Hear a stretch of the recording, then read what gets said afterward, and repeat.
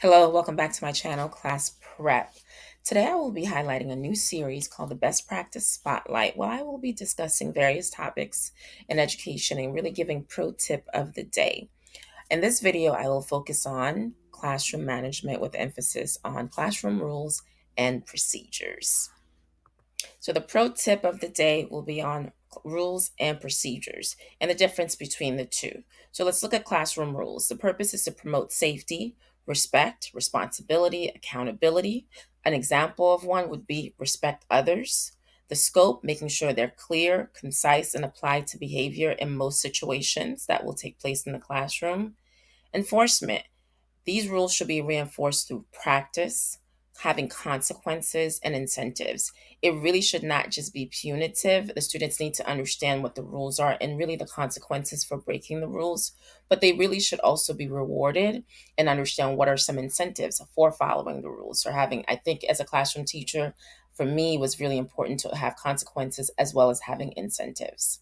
Procedures. So we've talked about rules. Now let's talk about procedures. What's the purpose of having classroom procedures? It's really for efficiency, to make sure that you're really running an orderly classroom. There's a lot of things happening in all of these classrooms, whether it's elementary school, middle, or high. There's so much going on throughout the day. So it's really important to make sure that you really run an orderly classroom and it's efficient, that you can actually teach your content.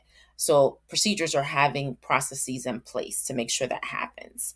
So an example would be a process for making up work, process for how do you come into the classroom, taking your seats, seating charts, a process for making up work. So all of those procedures, so that way there's nothing that the students are confused about. They understand what the expectations are and how to do it. A great way to look at your procedures is to see what happens when you have a substitute.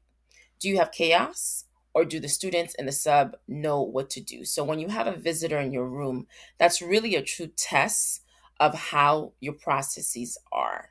So if you really want to see if you need to monitor your procedures, look at what happens when you have a sub, and are they able to follow your processes, or do you have chaos? And that will let you know how you can modify things. The scope is that they're very specific to reoccurring classroom routines.